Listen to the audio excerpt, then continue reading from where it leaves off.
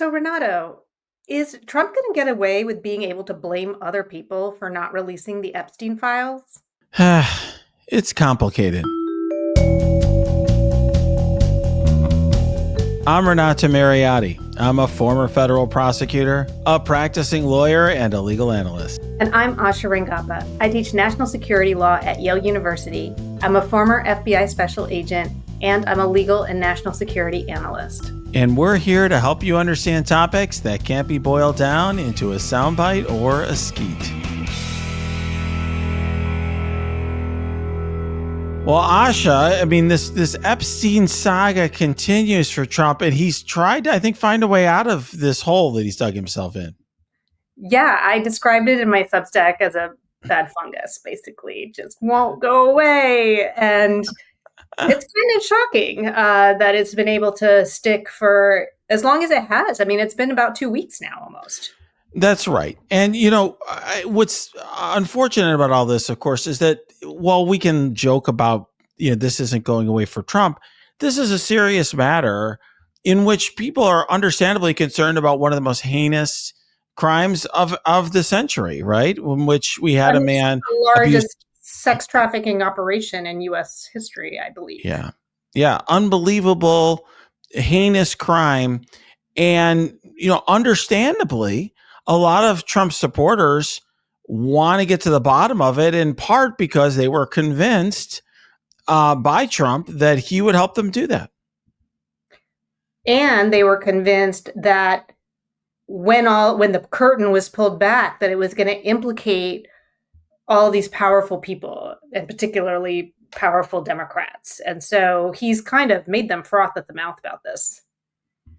That's right. And, so, I think one thing you and I have discussed, Asha, is this is really a broad story. We're going to focus a lot on the most immediate news items because there's been a lot to discuss this week, including today, the day we're recording this, the 23rd, Wednesday, the 23rd.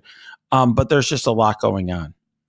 There is a lot going on. And I think it's important to connect some dots between different investigations and different things that have happened with regard to Epstein with the Department of Justice over the last almost 2 decades, because there are a lot of things that are sort of coming home to roost right now, not just the conspiracy theories that Trump has fomented, but also things that were done by the Justice Department before Trump even came on the scene as it relates to Ghislaine Maxwell, for example, who was convicted of sex trafficking as well and is now back in the mix.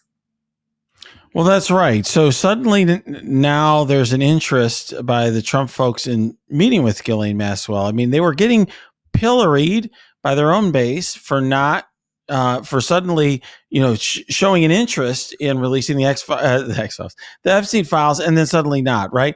So Pam Bondi made a big show about releasing the Epstein files, said she had it on her desk. They released phase 1, and then suddenly Trump didn't want them released. And so the attorney general's like, nope, I'm not going to release them. I think very clearly responding to Trump's own directives or concerns. I think that was apparent. It was his interest there that was really being protected.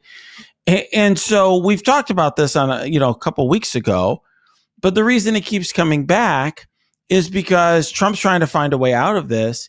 And the way that he came up with, is he sent a truth out there. Truth, I'm putting in air quotes because it's really a tweet or whatever, but that's his own social media platform. But he essentially said, I am ordering my attorney general to seek the release of the grand jury transcripts in the Epstein case. And Pam Bondi's like, yes, Mr. President, I'm going to do that. And I think that was rather telling set of truths, because it was a very much narrowing the question, Asha.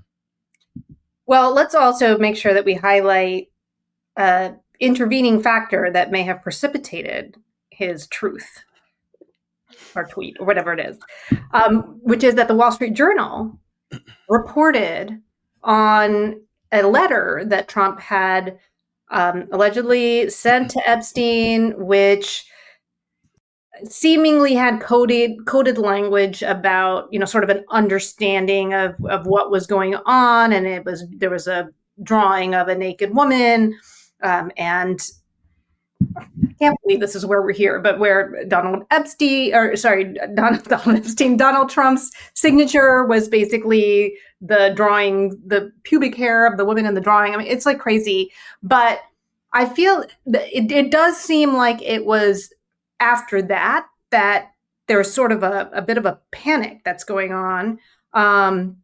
And as you said, he ordered his attorney general to release grand jury transcripts. We're going to talk about that. And then more recently, he has sent, or Pam Bondi has sent Todd Blanche from the Justice Department to go meet with Ghislaine Maxwell's attorneys. And so we'll talk about that too and what that all means. So the grand jury transcripts, I mean, this, I think, to his supporters would feel like this is what should happen, right? Because grand jury transcripts are secret. And so once you release them, then you're releasing the secrets. I mean, I think part of the psychology here is that there's a cover up, that there's a cabal of people who are trying to cover for everyone. And so, you know, in many ways, at least the framing of, you know, releasing the grand jury transcripts seems like, to a layperson, like this is going to tell us everything. That's right. So they're framing this. This is so important. The framing here in Trump's communication, I hate calling it a truth because it's a false. They're all false. I know, it's false. It's a false. But in Trump's communication, there is this framing that the grand jury quote unquote transcripts, that's the only issue here. That's what they're seeking to release. Nothing more than that. And then, of course, the question is, well, they have to ask the judge for permission. And it's interesting because they've set it up in this way so that if they don't, either they release the transcripts and just the transcripts, or a judge tells them no, and then it's the judge's fault and not their fault. And already Alan Dershowitz, who's basically a shill for Trump, I would say he's been a former Trump lawyer, Alan Dershowitz, has been going out proclaiming that the judges are the ones that are keeping this a secret, not Trump. And to start with the kind of the first point there, grand jury transcripts, Asha, are such a small part of what is in a file for a case. So in an evidentiary file that you might have for something like the Epstein case, and of course, there are multiple Epstein cases, and you can discuss that in a minute. But in any case, let's just say if there is one case, you're going to have interviews that are going to be memorialized in FBI reports of interview, FBI 302. Those are not protected by grand jury secrecy. Trump could order his attorney general to release them today, and they could literally be released today. There's other sorts of evidence that's gathered. Maybe there's items that are found in a search warrant, for example, items obtained in a search warrant, not just physical items that they might get in the home of Epstein, but for example, the contents of an email account or a cell phone or something like that they obtained for such a search warrant. That is something that could just be released immediately. There can be all sorts of other reports that deal with other steps taken in an investigation, because typically when FBI agents do things to take investigative steps, they do memorialize that in some way. And then there are other communications and documents and emails and other things that the FBI would have that are not covered by any sort of secrecy whatsoever. Now, there is a category of things that are grand jury secrets, right? And we talk about that, and that's how the system has always worked. There's a federal rule of criminal procedure, 6E, that covers the secrecy of grand jury proceedings. And under that rule, transcripts, which we'll get to in a minute, are covered by that. But there's other things that are covered as well. So, for example, when you subpoena records using a grand jury subpoena and you get it back, that's 6E material, but it's not a transcript. Trump's truth tweet, whatever, doesn't talk about that either. Perhaps Trump organization was subpoenaed. We don't know. Subpoenaed information, as you mentioned, could include records like phone records, like numbers that were being called by Epstein, for example, which be revealing of different associates, etc. Bank records. The transcript would just be the actual testimony that was given by the witnesses in front of the grand jury. Right. And those witnesses may just be the FBI agents summarizing some stuff, because you do put witnesses in the grand jury if you're a federal prosecutor in order to lock them into their testimony. They're going to swear under oath something. So for example, you might put a victim there, but you might not. And I think often you wouldn't, because you don't want to have these victims reliving what happened for a proceeding that no one's going to see, for an indictment you're going to obtain. So I actually think that probably there was only really just some summary information put in front of the grand jury. So if you told me, Asha, Renato, we need to get to the bottom of this Epstein stuff. What information do you want? What evidence do you want? The transcripts in the grand jury would not be the first thing that I would ask for, because that's maybe a summary might help you lead to other things, but it's not the most important piece of information itself. And that's what Trump is focusing on. And as you noted, Rule 6E says that grand jury proceedings will remain a secret. The materials, including the transcripts, which they're focusing on, include certain exceptions. And so there's a number of exceptions that can warrant disclosure. And basically, the Trump administration has made two requests for the release of these transcripts. There's been one that's been made in the Southern District of New York, and there was one made in the Southern District of Florida. And we'll talk about Florida in a second. The Florida one was actually just denied. Today. Yes. Today. Moments ago. Yes. The judge just basically said, this doesn't fit any of the exceptions, and we're not releasing it. They'd actually asked for the court to release the transcript, or to transfer the petition to New York.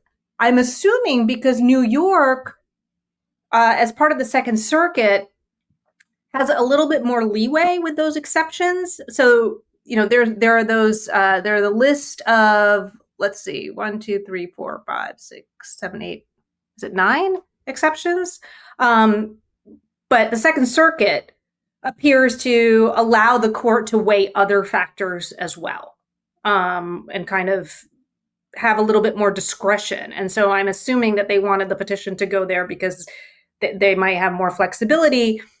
The New York court, the New York judge, Judge Engelmeyer, has asked the government to come back with what specific exceptions they're invoking in order to, justify the release, because that was not basically it seems like Bondi just said this is in the public interest, and there's a historical interest in this case.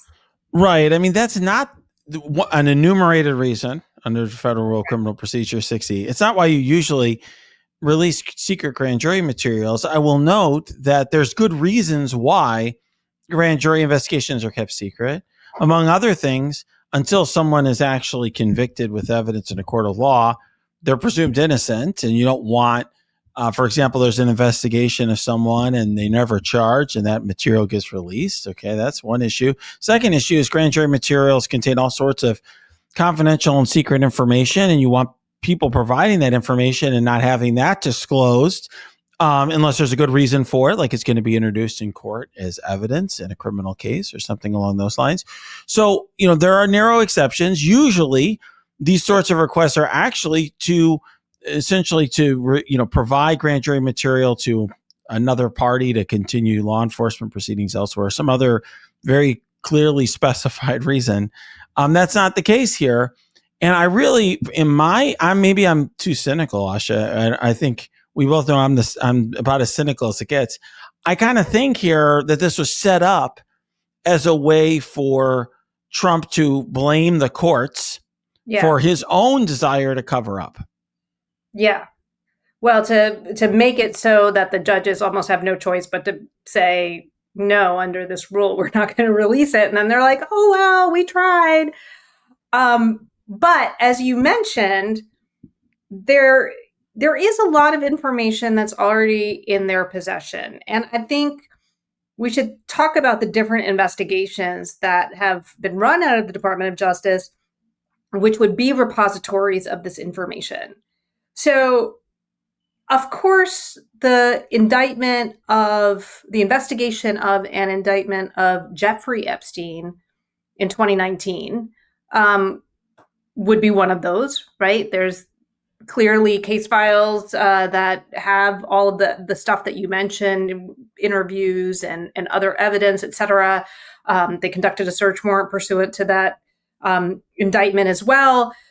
So all of that is there. But, to kind of do the Wayne's World, flashback, that was actually the second investigation into Epstein by the Justice Department.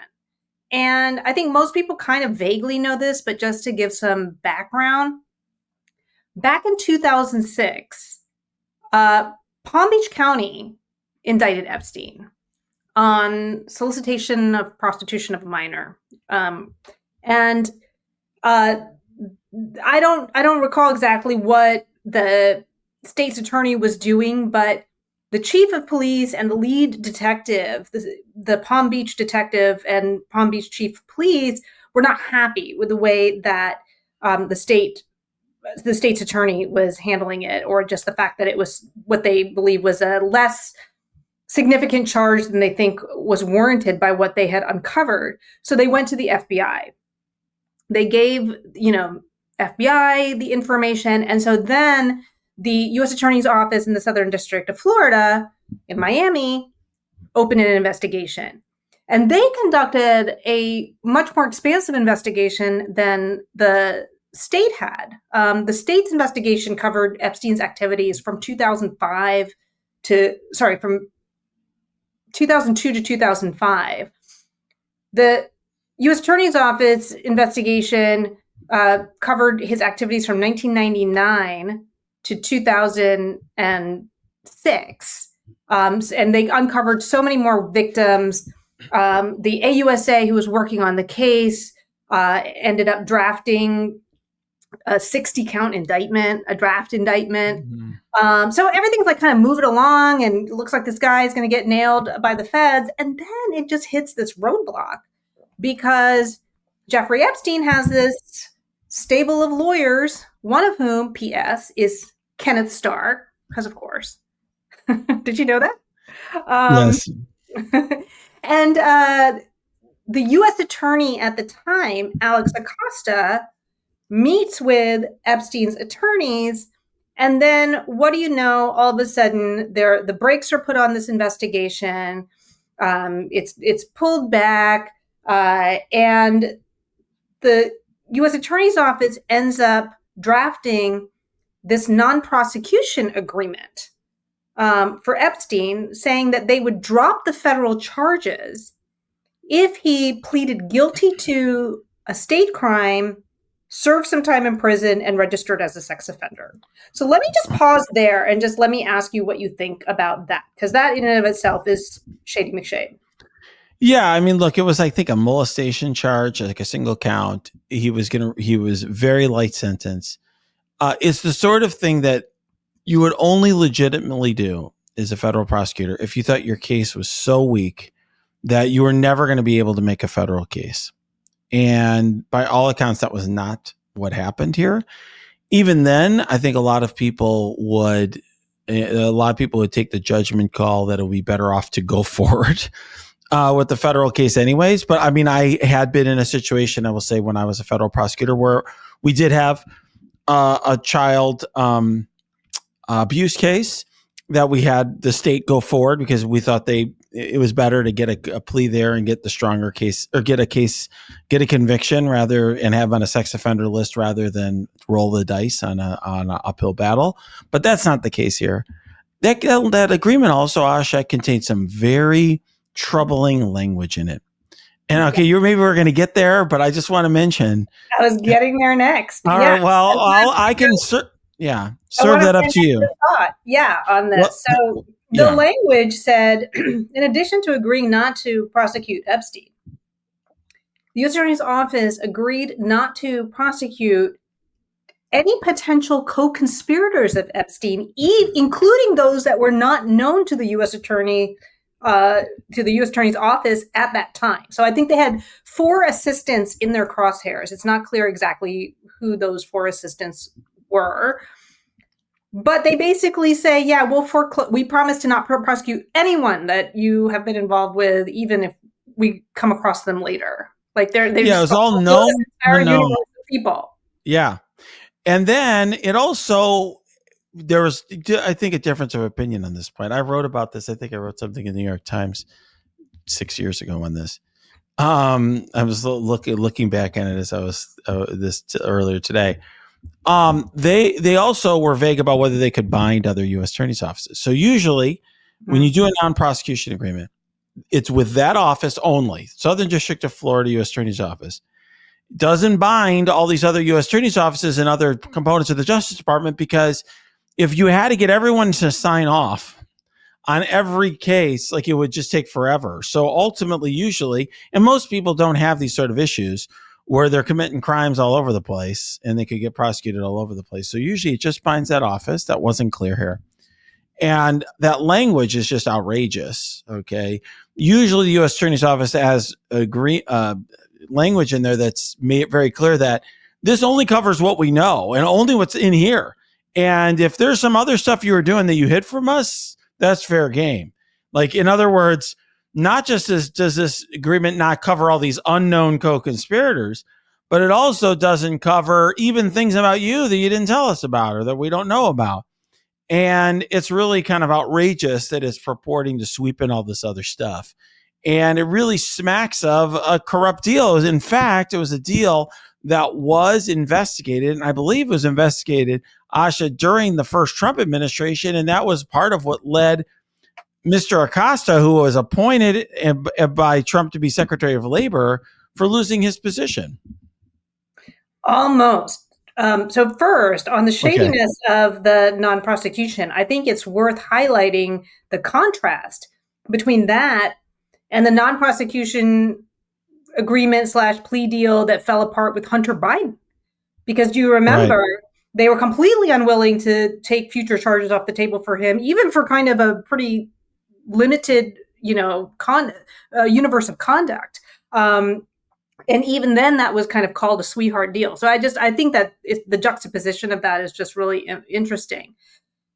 So this whole deal in Florida, for whatever reason, didn't get a lot of attention at the time.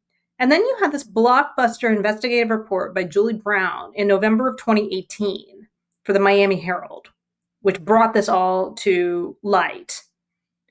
That actually was not what led to Acosta resigning. Oh, okay. I was wrong on that. I assumed it was. It started the conversation. You would think that, right? What happened was then the victims, because this is another piece of that non-prosecution agreement, the victims in the Florida investigation had no idea that the U.S. Attorney's Office had actually reached this non-prosecution agreement. The U.S. Attorney's Office had told them that the investigation was still ongoing. Like, they basically lied to them. So these victims sued the U.S. Attorney's Office. And in February of 2019, a judge ruled that the U.S. Attorney's Office had violated the Federal Crime Victims Act, which I think requires the prosecutors to notify victims of a kind of settlement. So that kind of generated a lot of coverage, because I remember I was commenting on that at the time. And I think that was when it finally became a distraction. And I don't believe that Acosta actually resigned until after Epstein was actually indicted in July of 2019. Like, it took the indictment of Epstein for this to kind of really boil to a level where Acosta left. But the reason that this is there are 2 reasons that this is important. The first is that all of that led to the Justice Department's Office of Professional Responsibility conducting an investigation into Alex Acosta. And they produced a 348-page report, which I wrote about for my Substack, which came out on November 12th, 2020. So you can imagine how much news coverage that got.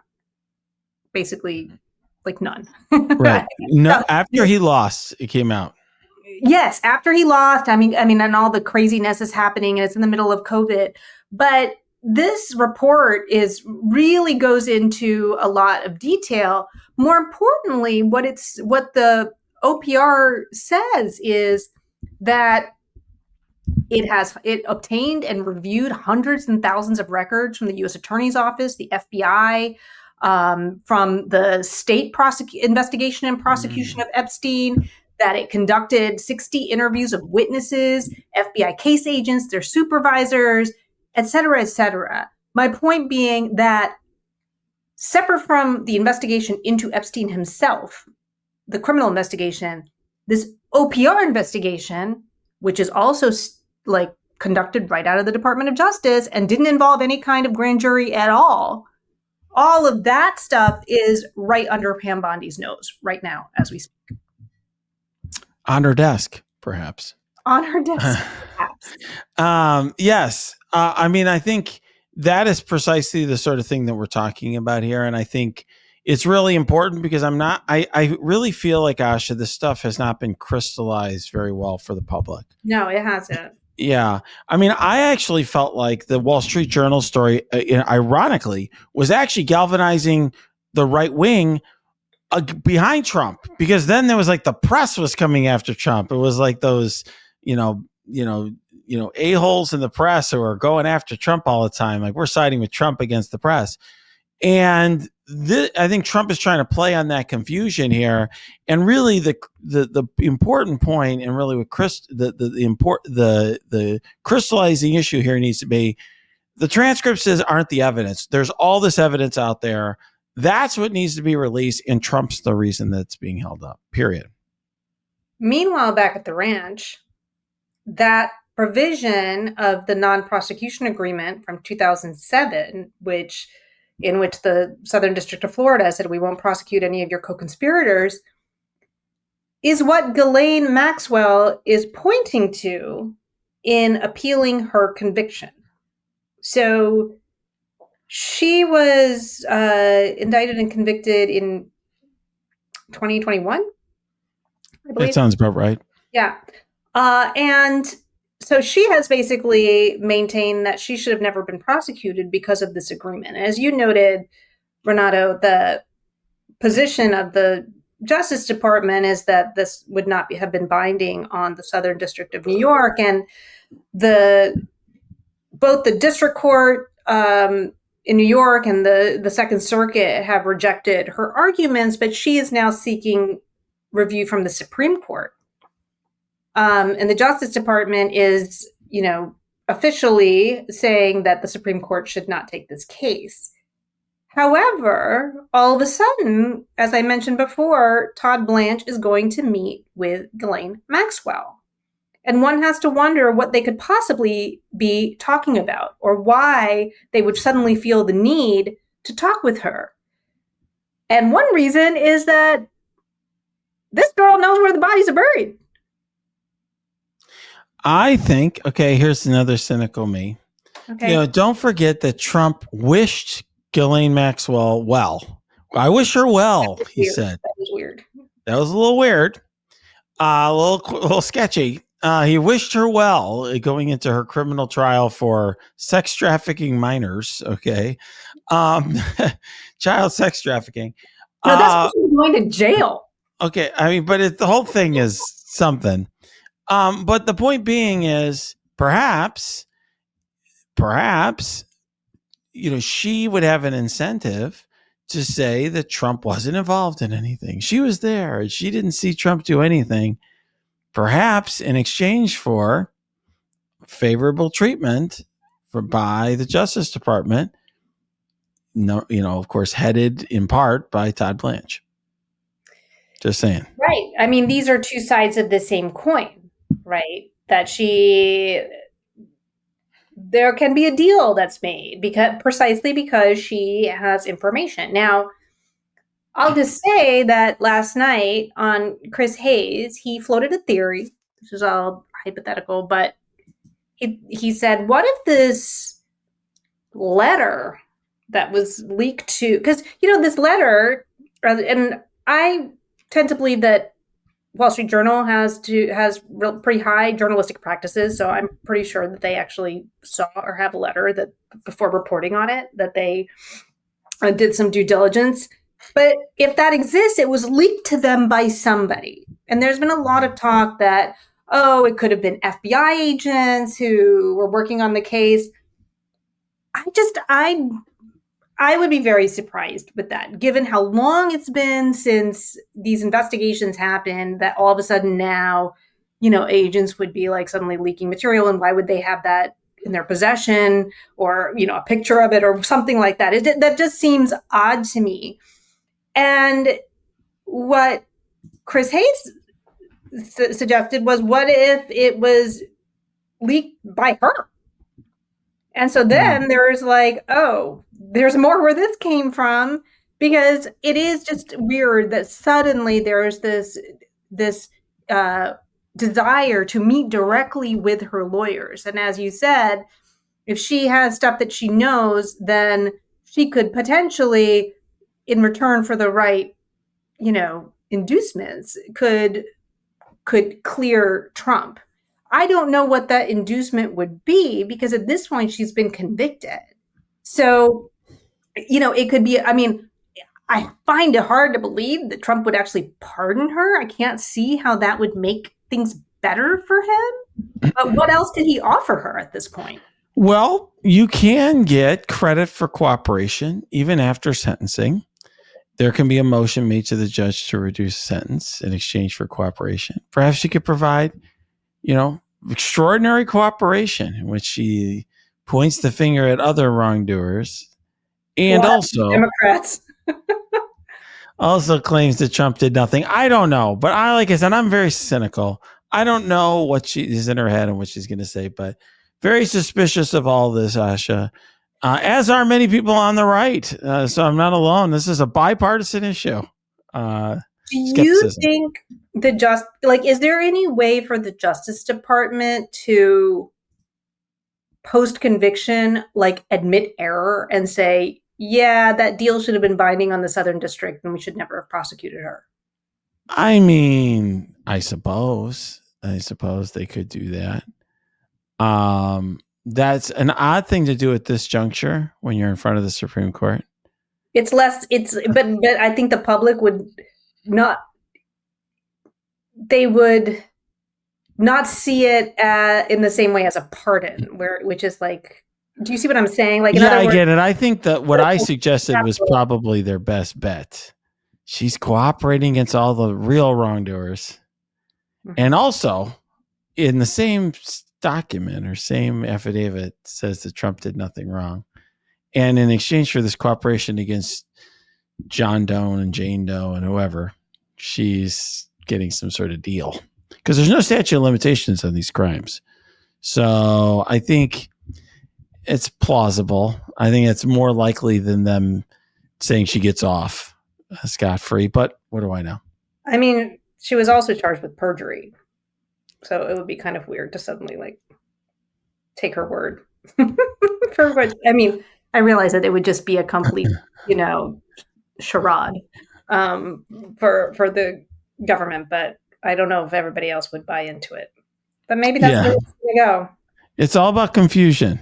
Confusing distract, Asha. Well, we'll see if Trump can shake this. Well, speaking of confusion, Asha, I think of confusion maybe Alina Habba's middle name. And this entire situation surrounding her soon-to-be departure in the, I guess, maybe departure of her first assistant is about as confusing as it gets. It's super confusing. I was trying to draw a flowchart on exactly what was happening. So a flowchart. Wow.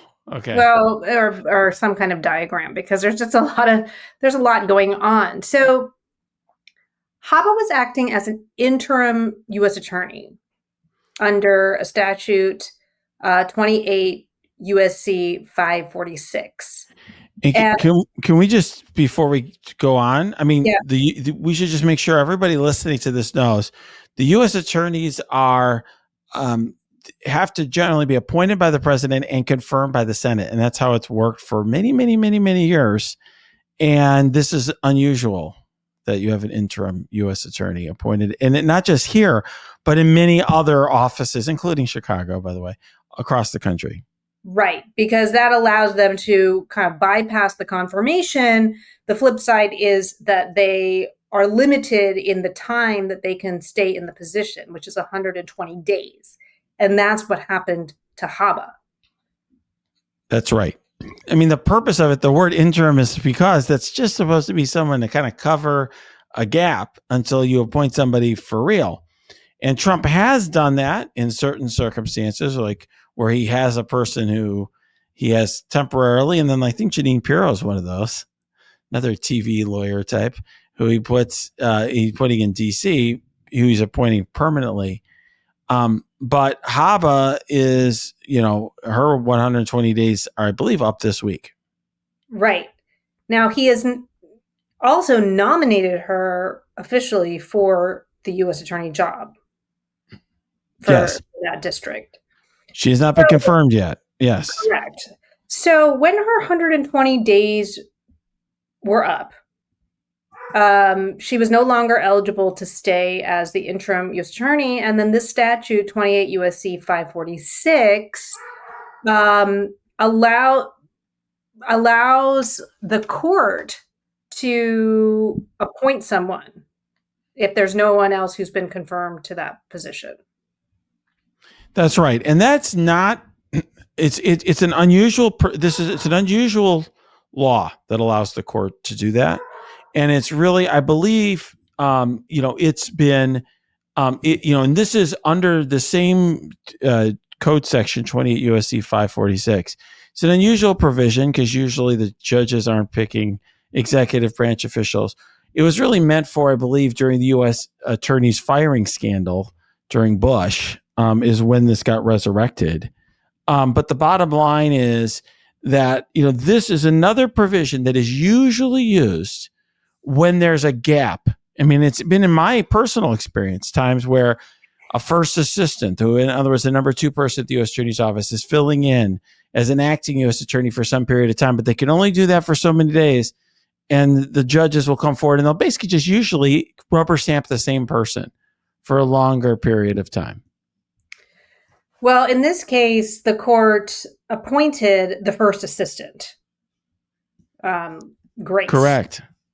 Now, but not Ms. Habba, who not Ms. Habba. No. And then Bondi fired her. And not just fired her from being the interim U.S. attorney or, judicially appointed U.S. attorney, but like fired her from the United States Department of Justice because she was appointed by the court to essentially be a judicially appointed U.S. attorney, who, by the way, can serve until the vacancy is actually filled through the Senate. Right. So technically, Bondi fired her in her capacity as the first assistant because legally she is not able to fire her as the interim U.S. attorney because, as you pointed out, she was appointed by a court for that. It's a title issue, but but Trump, by the way, could have fired her directly, and this came up in his first administration with the whole Jeff Berman in Southern District of New York. We don't have to go down this rabbit hole, but basically, he was the acting U.S. attorney, I guess, for the Southern District of New York. Mm-hmm. And he was appointed by appointed by the judges as well. He was put there by the bench, and Barr issued a letter like out of the blue saying he was fired. He refused to go because he was like, "You can't fire me." And then finally, Barr said, "Well, Trump has given the order for you to be fired." Anyway, he finally left after his first assistant was put in charge, I believe. But that was a whole fiasco that kind of brought all this up. Now, I will just say he stepped down once he realized that like his first assistant, who he respected and thought would be independent and would not quash investigations of Trump's allies and so forth, would be in charge. But that has not been judicially tested. In other words, the Office of Legal Counsel, which is the part of the Justice Department that usually sort of determines, answers these tricky legal questions for the president and the White House, determined during Trump's first term that he could do this, but that it's not clear how a court, like how the Southern District of New York or the Second Circuit or the United States Supreme Court would view that issue. But it's an interesting one because there's something problematic about this law, which was originally enacted, I think, in the 60s and then got resurrected in 2006, that we've been referring to, 28 USC 546, in which you have judges who are Article 3 appointees in the Constitution, exercising what would ordinarily be an Article 2 power of appointing an executive branch employee. Yeah, and this Supreme Court in particular is into the hiring and firing piece is really core to their idea of the unitary executive. And so you can imagine that they would not be happy, would not find this to be consistent with their idea of separation of powers. And so, it's interesting whether this is all a setup to kind of get that issue there as well, so that they, because I guess if you can't have a court appoint someone after the 120 days is up, I mean, I wonder if you would then if the executive branch would make a claim that the 120-day limit is somehow, beyond Congress's power or something like that. I mean, we're seeing across the board that the executive branch is trying to use this power to hire and fire to essentially reshape the government in a way that evades all kinds of accountability, including from Congress and from the courts. Well, what's interesting here, Asha, too, is, here, this is really Trump using statutes and abusing statutes that were meant to be for filling temporary vacancies, just like he used to do with using the Vacancies Act to have all these acting, he would have all these acting department heads, right? Acting cabinet members. Here he's got interim U.S. attorneys across the country, and he's basically doing that to bypass the United States Senate, controlled by Republicans, but with enough of a thin margin that somebody like Alina Habba, who I think it's fair to say is patently unqualified for the role, having never been involved in criminal law other than Trump's cases, as far as I can tell. And so certainly doesn't have the experience necessary to be the United States attorney for the District of New Jersey, which is a very substantial large U.S. attorney's office. In any event, this really puts Trump right now in a pickle. It's not clear what he's going to do. I mean, he hasn't tried. Bondi's fired the first assistant. Grace. And her role, as you said, is Attorney General, firing her from the Justice Department. But it's not clear whether she can fire Grace from the role that the judges have appointed to her as U.S. Attorney, where she would serve until Habba is confirmed or not confirmed. Somebody else is confirmed. And if Trump tries to fire her, that could get litigated out potentially, and there could be a court battle over that. And then the question is what happens next. And I think a former classmate of ours, Ann Joseph O'Connell, suggested that perhaps Trump could go back to the same statute and appoint Habba again for another 120 days over and over again. Except she says you can't do that if she's also the nominee. Yeah. And so that's a problem, that maybe they'll find somebody else in New Jersey who Trump can appoint in the meantime. I know people's eyes are glazing over, but I think this underscores the kind of gymnastics that this administration is engaging in order to be able to put people in these very important positions that are going to do his bidding, and that he can bypass any kind of, real vetting or accountability or oversight that the Constitution contemplates. That's what people Yeah. need to understand. Like, I mean, all this like statutory, the flow chart and the, choose your own adventure piece of like who ends up in this role aside, which people are not expected to follow. I mean, it's already confusing for us. But really the point is that he is, he did this in his first term. He was using the Vacancies Act a lot, but it's now in turbocharge where, it's whether it's in the hiring and firing, or we've talked about it with terror, like it's using these like gray areas and loopholes in statutes to basically accumulate power and to evade any kind of oversight and accountability. And unfortunately, the only answer to that is for Congress to go back and close those loopholes and clarify those gray areas. And that's not going to happen anytime soon. No, absolutely not. And it's really amazing, Asha, particularly given that the Republicans have a significant majority in the Senate. I think it's 53-47. It's not like it's a one vote majority or they need to trot out J.D. Vance in a 50-50 vote. They have the votes. If Alina Habba is qualified, all he really needs to do, Trump does, is he needs to find a qualified person in New Jersey that he could nominate, who could get confirmed into this role. But he's not willing to do that. Alina Habba is totally unqualified and is basically a personal attorney of his who does civil matters, not a particularly accomplished attorney. And he's putting her in this role for personal loyalty, perhaps because Trump has substantial properties in New Jersey and spends a lot of time there. Well, I don't know. We'll see what happens. I mean, the whole thing is depressing. I mean, Dean Puro, what are we even doing here? Well, we're surviving. And hopefully the Republic survives as well.